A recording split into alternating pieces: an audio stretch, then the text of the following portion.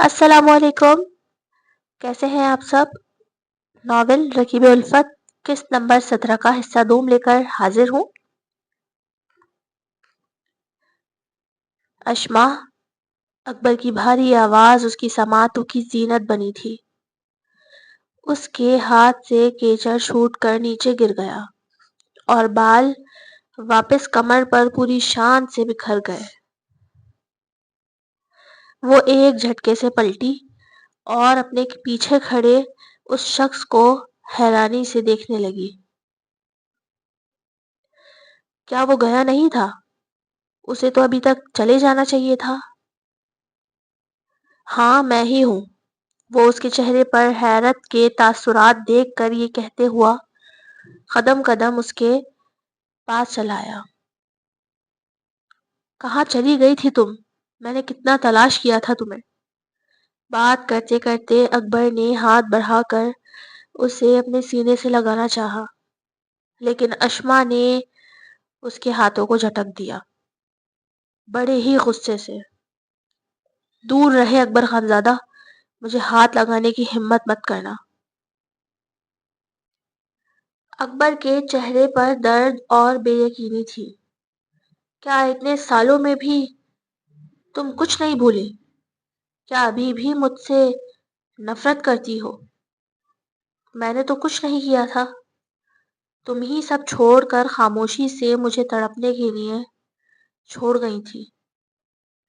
ہاں، میں ہی بری ہوں، میں ہی خراب ہوں، بلکہ میرا نصیب بہت خراب ہے، اور میں آپ سے اور آپ کے سارے خاندان سے نفرت کرتی ہوں۔ تو برائے مہربانی مجھے میرے حال پر چھوڑ دیں۔ بہت مشکلوں سے میری زندگی سکون میں آئی ہے، مجھ میں مزید کچھ سہنے کی ہمت نہیں۔ آپ بس جائیں یہاں سے، ویسے بھی میری ڈیوٹی کا ٹائم ہو چکا ہے۔ اشما کو اس قدر غصے میں سخت لہجے میں بات کرتا دیکھ اکبر ایک ایک قدم پیچھے لیتا پلٹ کر وہاں سے چلا گیا، جبکہ اشما اپنی کرسی پر گرنے کے انداز میں بیٹھی اپنا سر ہاتھوں میں تھام کر سوچنے لگی کہ اسے پہلے خیال کیوں نہیں آیا کہ وہ دنیا کا مشہور و معروف ہارٹ سرجن اس کا شوہر اکبر خانزادہ بھی ہو سکتا ہے۔ شاید اس نے بھی دل میں یہ سوچ لیا تھا کہ اب کبھی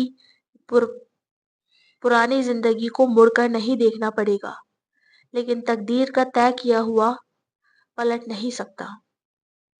وہاں اکبر کا دل کسی ماہی بے آب کی طرح مچل رہا تھا۔ اشما اسے مل کر بھی نہ ملی تھی۔ اس نے عبد الرحمن کو واپس بھیج دیا تھا اور تاکہ وہ کینیڈا میں اس کے سارے کام وائنڈ اپ کر سکے، اور وہ خود اب اس وقت تک اسلام آباد میں ہی رہنا چاہتا تھا جب تک اشما اور اس کی دوستی نہ ہو جائے۔ پوری رات وہ سوچتا رہا جس دن اسے اشما ملی کہ اب کیا کرنا چاہیے۔ قدرت نے مجھے دوسرا موقع دیا ہے جو کہ ایک نعمت کی طرح ہے میرے لیے۔ وہ 2 دن تک بس یہی سوچتا رہا کہ کیا کہہ کر اسے منائے، اپنے باپ کے کیے کی معافی مانگے، یا اسے بتائے کہ وہ جانتا ہے ماضی میں گزری ہر قیامت کو، اور اسے پتا ہے کہ اشما ہمیشہ اس سے کیوں اتنی نالاں رہتی تھی۔ آخر کار وہ اسی فیصلے پر پہنچا کہ اب وہ حویلی کے لوگ اور ساری دنیا کو پس پشت ڈال کر اشما کو راضی کرے گا، اور اس حویلی کی نحوست سے اسے دور رکھ کر ایک الگ دنیا بسائے گا اس کے ساتھ۔ نہ وہ کبھی وہاں جائیں گے، نہ ہی ماضی کی کوئی یاد ان کے حال کو برباد کرے گی۔ لیکن آج اشما کا ری ایکشن دیکھ کر اکبر بہت پریشان ہوا تھا۔ وہ تو پہاڑ جیسی سخت تھی آج بھی۔ ہلو، اشما کسی سے فون پر بات کر رہی تھی، بہت پریشان سی۔ مجھے سمجھ نہیں آ رہا میں کروں کیا اب۔ اکبر نے مجھے ڈھونڈ لیا ہے اور میں اس کی شکل بھی نہیں دیکھنا چاہتی۔ وہ کانفرنس کال تھی۔ آگے 3 لوگ تھے جو اس وقت اسے سن رہے تھے۔ آگے سے کسی نے کچھ بولا تھا، جس کے جواب میں اشما بولی، نہیں، میں کسی سے نہیں ڈرتی جو اپنا جمع جمایا کام چھوڑ کر شہر شہر بھاگتی پھروں۔ اسے کیا کمی؟ دنیا کے کسی بھی ملک میں جائے گا، اسے تو سب ہاتھوں ہاتھ ہی لیں گے۔ میں اس طرح کہیں نہیں جاؤں گی اب کی بار اسے جانا ہوگا، کہہ کر اس نے فون کاٹ دیا۔ مما، کیا ہوا؟ اب اتنا پریشان کیوں ہے؟ نانو کی کال تھی کیا؟ ہاں، نانو کی کال تھی۔ ان کی طبیعت ٹھیک نہیں ہے، اسی لیے پریشان ہوں۔ اس نے رومان کو سینے سے لگایا تھا۔ بہت سکون ملتا تھا اسے، یوں رومان کو پیار کر کے۔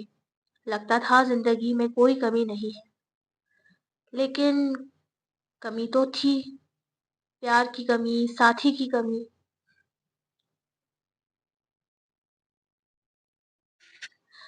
اگلے روز اشما ہاسپٹل پہنچی تو سارے ہاسپٹل کو سفید اور نیلے غباروں سے سجایا جا رہا تھا۔ ساتھ ہی جگہ جگہ تازے پھولوں کے بکے رکھے تھے۔ وجہ تو وہ نہیں جانتی تھی، لیکن چاروں طرف پھیلی ایک پازیٹیو انرجی سے وہ بھی خوش ہو رہی تھی۔ یہ تو لگ رہا ہے جیسے کسی جشن کی تیاریاں ہو رہی ہوں۔ ڈاکٹر صبا بھی لا علم تھی۔ اشما کی ٹیبل پر سامنے والی کرسی پر بیٹھ گئی۔ جی، مجھے بھی نہیں پتا کہ یہ سب کیوں ہو رہا ہے۔ یقیناً وہ ہے نا ہمارے BBC پاکستان، ڈاکٹر محمود، انہیں پتا ہوگا، ان سے پوچھتے ہیں۔ ابھی ابھی جگہ سے بھی نہ اٹھی تھی کہ اشما کے ایکسٹینشن پر بورڈ میٹنگ کی کال آ گئی۔ بس پھر سارا اسٹاف اور ڈاکٹرز میٹنگ روم میں جمع ہو گئے۔ شفیق صاحب ہی باس چیئر پر بیٹھے بڑے ہی خوش کن انداز میں اعلان کر رہے تھے، آپ کی محنت اور ڈیڈیکیشن کا نتیجہ ہے جو آج ہمارا ہاسپٹل اس کامیابی کو سیلیبریٹ کر رہا ہے۔ ابھی چند دن پہلے ایک ہارٹ سرجری ہوئی تھی ہمارے ہاسپٹل میں، الحمدللہ وہ کامیاب ہوئی ہے، اور پیشنٹ نے خوش ہو کر ہمارے ہاسپٹل کا ٹرسٹی بننے کا فیصلہ کیا ہے۔ اسی خوشی میں آپ سب کے سیلری پیکیجز کو بھی بوسٹ کر دیا گیا ہے، اور آج کا لنچ بھی آپ سب کے لیے ہماری طرف سے ہے۔ اور ایک خوشخبری ہے جو ابھی تھوڑی دیر میں اناؤنس کی جائے گی۔ سب ہی بہت خوش ہو رہے تھے۔ مزہ آ گیا بھائی، محنت ڈاکٹر اکبر کی اور مزے ہم سب کو آ گئے۔ سیلری بڑھ جانے کا تو مزہ ہی الگ ہے، ڈاکٹر عمیر نے اشما کے کان کے قریب ہو کر کہا، تو اشما نے ہنس کر اس بات میں سر ہلایا۔ اسی لمحے کمرے کا دروازہ کھلا اور اکبر کمرے میں داخل ہوا۔ اشما کی ہنسی غائب ہو گئی اور منہ بن گیا۔ شفیق صاحب کھڑے ہوئے اور اکبر سے مصافحہ کیا، اور ہماری دوسری گڈ نیوز بھی سن لیں سب۔ آج سے کچھ وقت کے لیے ہمارے ہاسپٹل کو ڈاکٹر اینڈ سرجن سید اکبر خانزادہ کی موجودگی کا شرف ملنے والا ہے۔ ابھی جب تک یہ پاکستان میں ہے، یہ ہمارے ہاسپٹل سے جڑے رہیں گے۔ اس بات پر سب نے زور و شور سے تالیاں بجائیں، جبکہ اشما کے منہ پر 12 بج گئے تھے۔ مطلب اب یہ یہاں سے جائیں گے نہیں۔ وہ دل میں سوچ رہی تھی کہ اب وہ ہی یہ شہر کیا، یہ ملک چھوڑ دے گی۔ To be continue AWZ novels, don't copy my novel اچھا لگ رہا ہے تو لائک کریں، کمنٹ کریں، سبسکرائب کریں، لائک کر کے چلے جایا کریں بھائی، اور آپ لوگوں کی پسندیدگی ہی میرے لیے انرجی ہے۔ تھینک یو، اللہ حافظ۔